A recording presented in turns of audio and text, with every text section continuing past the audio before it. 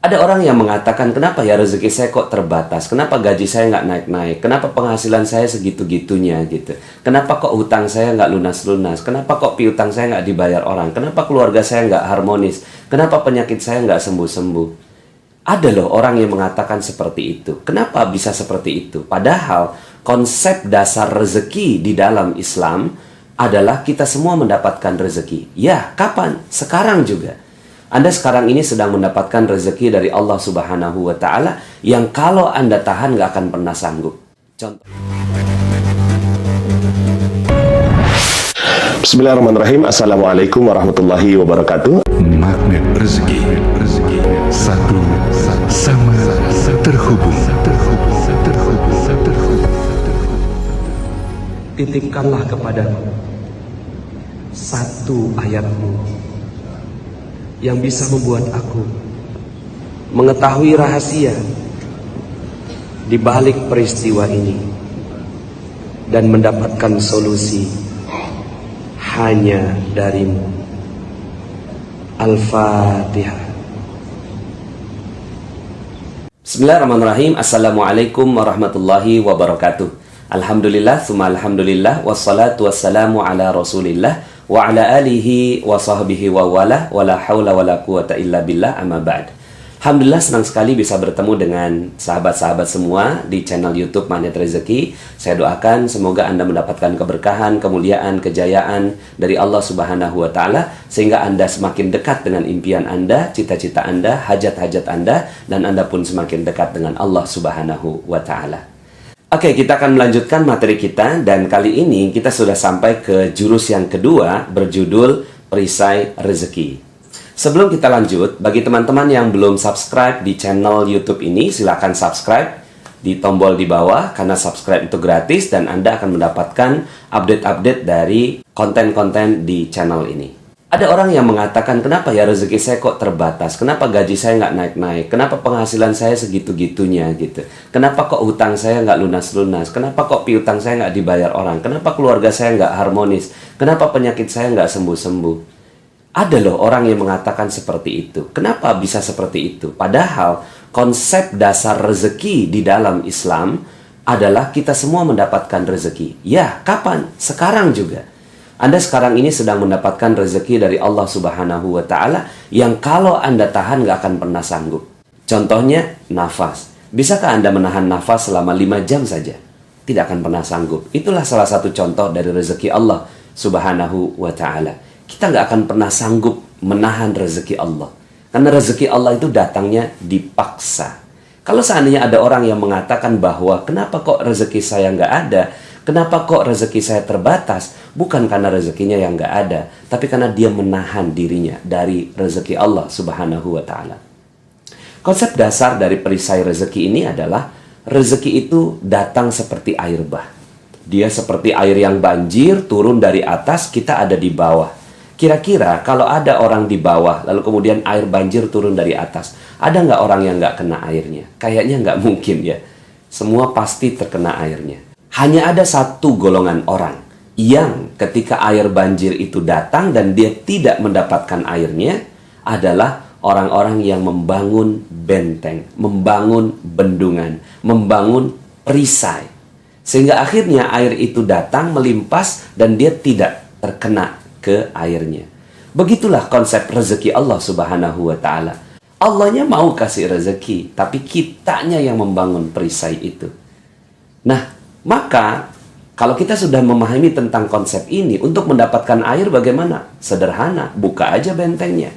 Sederhana, buka aja perisainya. Begitu juga dengan rezeki. Ya, kita ingin mendapatkan rezeki berlimpah, bukan dengan bekerja, bukan dengan berusaha, bukan dengan berikhtiar, tapi dengan membuka perisainya. Ketika perisai ini dibuka, maka insya Allah, rezeki Allah akan datang dengan berlimpah ruah kepada kita semua. Perisai inilah yang harus kita betul-betul perhatikan agar kita mendapatkan rezeki Allah Subhanahu wa Ta'ala. Perisai itu bernama dosa.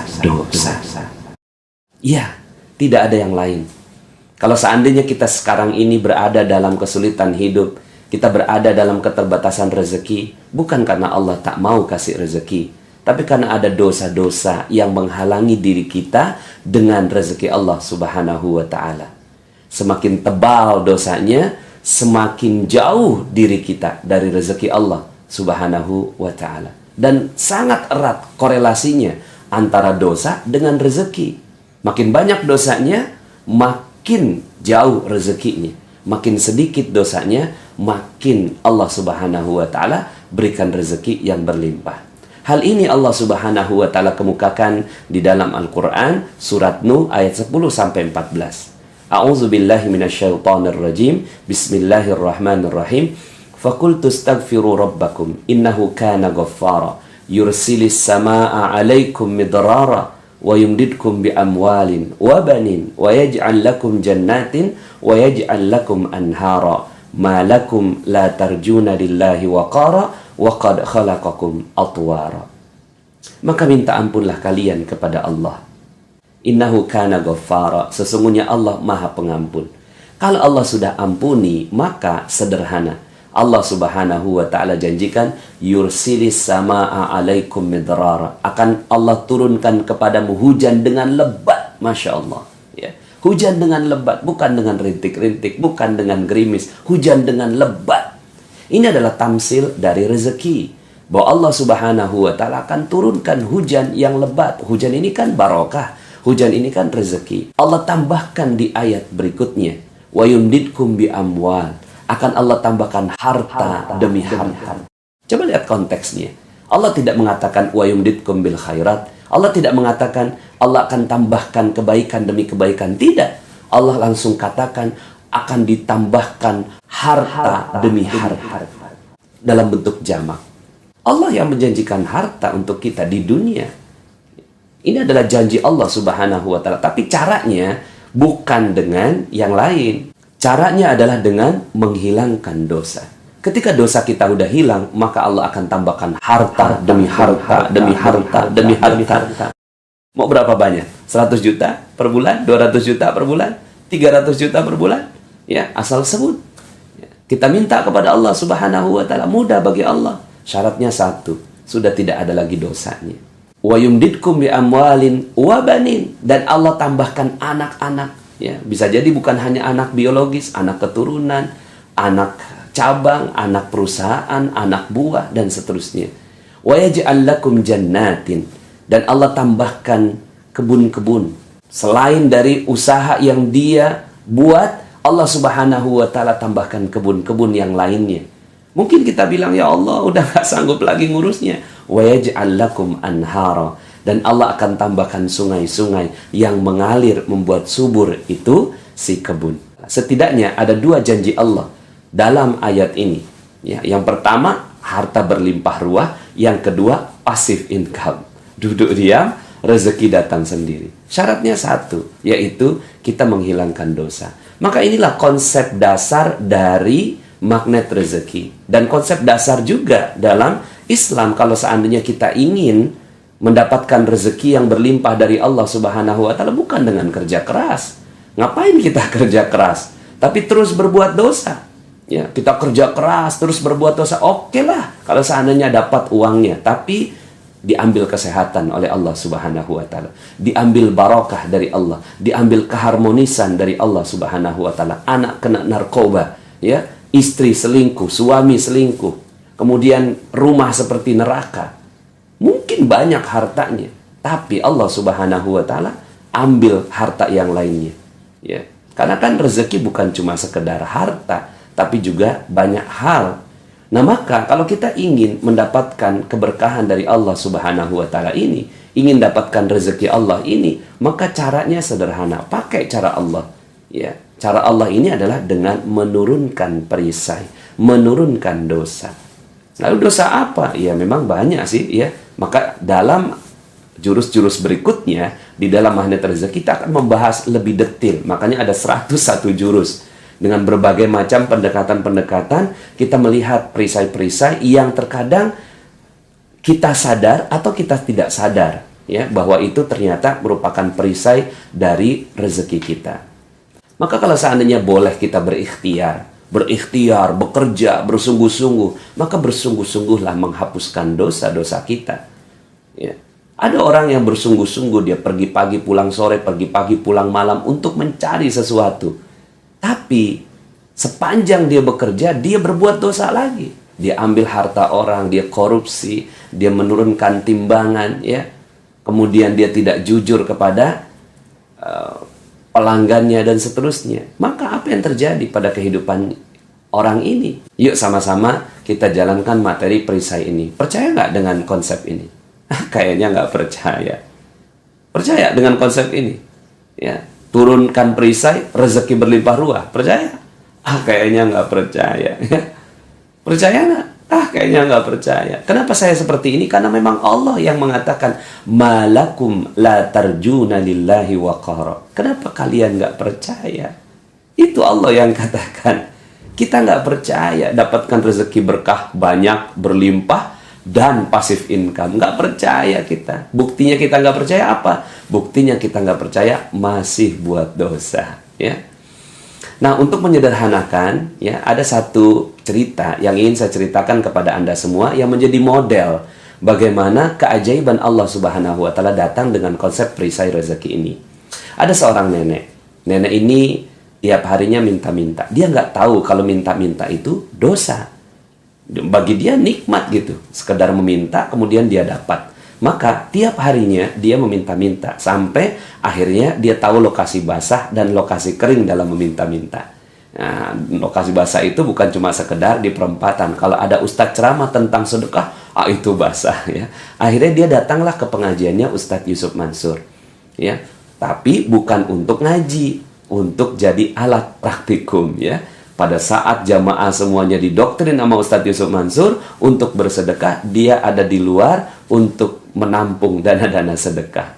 Sampai kemudian ketahuan sama Ustadz Yusuf Mansur, dipanggil terus nenek, "Nek, datang pengen minta-minta ya?" "Enggak Ustadz, enggak." "Jangan bohong Nek, banyak orang yang menceritakan seperti itu." "Enggak Ustadz, gini aja deh. Kalau besok nenek datang pengen minta-minta, saya usir ya. Tapi kalau nenek datang pengen ngaji, silahkan deh ngaji." Besoknya tuh si nenek datang lagi, tapi udah berubah niat. Bukan lagi pengen minta-minta, tapi pengen ngaji. Satu hari ada Ustadz Yusuf Mansur, ada tuh si nenek, ada saya. Itu si nenek ngoceh aja depan Ustadz Yusuf Mansur. Wow gitu ya, nggak tahu orang yang diocehin orang sibuk. Lalu kemudian kata Ustadz Yusuf Mansur, "Udah Nek, nggak usah banyak ngomong, nih gue mau kasih duit ya. 250.000, tapi bukan buat nenek semua. 190.000 bagiin ke orang lain sebagai sedekah, 60.000 untuk nenek sebagai ongkos bagiin sedekah." "Paham?" "Nggak paham Ustadz," kata tuh si nenek. Ya, lalu kemudian kata Ustadz Yusuf Mansur, "Nas, terusin Nas, gue banyak urusan." Ya mungkin ya kalau cuma sekedar jelasin, insya Allah bisa lah. Lalu kemudian akhirnya saya jelasin pelan-pelan. "Nek, Ustadz Yusuf Mansur mau ngasih duit 250.000. Betul kan Ustadz? Saya cari Ustadznya. Loh kok nggak ada?" "Oh maksudnya terusin Nas." "Bukan terusin jelasin doang, tapi terusin kasihin duit juga." Aduh, saya ya dijebak sama Ustadz Yusuf Mansur, tapi dijebaknya yang baik. Lalu kemudian akhirnya saya keluarkan dompet saya, ada duit 300.000. Saya tunjukin sama tuh si nenek, "Nih Nek, ada duit 300.000, tapi bukan buat nenek semua. 240.000 bagian ke orang lain sebagai sedekah, 60.000 untuk nenek sebagai ongkos bagiin sedekah." "Paham? Paham Ustadz." "Oh cepet banget pahamnya ya, karena ada duitnya." Jadi orang kalau dijelasin ada duitnya cepat paham ya. Lalu kemudian 2 minggu kemudian saya ketemu sama si nenek ini lagi. Ya, dia nangis-nangis ya, terharu. "Subhanallah Ustadz, alhamdulillah." "Ada apa Nek?" Lalu kemudian dia cerita, "Itu Ustadz, duitnya saya udah tukerin duit-duit kecil, 2.000, 5.000, 10.000. Karena komunitasnya peminta-minta, cepet habis tuh duit." Sampai kemudian ada 3 orang datang ya, "Nek, ya, Nek, bagi sedekah kok kita nggak kebagian? Udah habis ya." "Jangan bohong dong Nek." Karena didesak, keluarlah bagian dia ya, 50.000 disimpan, 10.000 ya dikasihin sama tuh si 3 orang. "Bagi 3 ya, udah habis." Pagi harinya dia melakukan seperti itu. Malam harinya lewat depan sebuah rumah, namanya Ibu Hajah Maryam. Lalu kemudian dipanggil tuh si nenek, "Nek, sini Nek, ada apa Bu Haji?" "Nggak tahu nih, beberapa bulan ini saya terus keingetan nenek." Lihat kalimatnya, beberapa bulan ini saya terus keingetan nenek. Alhamdulillah tadi pagi saya sudah daftarkan nenek pergi umroh. Alhamdulillah. Saya takjub sekali dengan kisah ini. Ya, Allah Subhanahu wa Ta'ala yang mengatur ini semua kisah. Saya menyaksikan Ustadz Yusuf Mansur ngomelin tuh si nenek. Saya menyaksikan juga ketika saya harus melaksanakan tugas dari Ustadz Yusuf Mansur. Dan 2 minggu kemudian saya ketemu sama itu si nenek lagi. Siapa yang mengatur ini semua? Sepertinya Allah Subhanahu wa Ta'ala telah mengatur kisah ini untuk menjadi pelajaran bagi kita semua. Bahwa si nenek awalnya berdosa. Ya, tapi awalnya mungkin dia nggak sadar kalau itu dosa. Ya, karena kan orang yang meminta-minta itu dalam sebuah hadis disebutkan akan datang kepada Allah dengan sudah tidak ada lagi dagingnya. Artinya dengan tengkorak saja gitu ya. Saking dihinakannya orang-orang yang meminta-minta ini. Kalau minta sekali 2 kali, it's okay, wajar. Tapi kalau meminta-minta dan dijadikan profesi, nah ini dosa. Nah, awalnya sang nenek berbuat dosa. Sampai kemudian Allah Subhanahu wa Ta'ala tetapkan sebuah ilmu melalui Ustadz Yusuf Mansur. Itu pun dipaksa gitu ya. Dipaksa untuk melaksanakannya. Sampai kemudian akhirnya sang nenek ini alhamdulillah mau melaksanakannya. Dia ngaji. Dia turunkan perisainya. Dia perlahan-lahan turunkan perisainya. Semasa dia menurunkan perisainya itulah Allah Subhanahu wa Ta'ala titipkan orang yang akan memberikan rezeki buat sang nenek. Coba bayangkan, ada seorang, ini saya sampai hafal betul namanya Ibu Hajah Maryam. Ya. Lalu kemudian sang Ibu Hajah ini, entah kenapa kok Allah yang buat pemikiran bagi Ibu Hajah ini untuk memikirkan umroh bagi sang nenek. Siapa yang mengatur itu semua? Allah Subhanahu wa Ta'ala. Sampai kemudian ketika saatnya tiba, Allah Subhanahu wa Ta'ala ingin memberikan kegembiraan berupa keajaiban, maka keajaiban itu terjadi. Bukan keajaiban itu terjadinya dulu, di masa ini sudah ada keajaiban itu. So, bagi Anda yang menonton YouTube ini, seandainya Anda berada dalam kondisi yang Allah Subhanahu wa Ta'ala tetapkan rezeki Anda masih terbatas, percayalah bahwa ketika kita mau menurunkan perisai kita, ketika kita mau menurunkan dosa kita, ketika kita mau menurunkan ya hal-hal yang Allah Subhanahu wa Ta'ala larang untuk kita, maka insya Allah sebentar lagi akan terjadi keajaiban bagi Anda. Maka inilah perisai rezeki.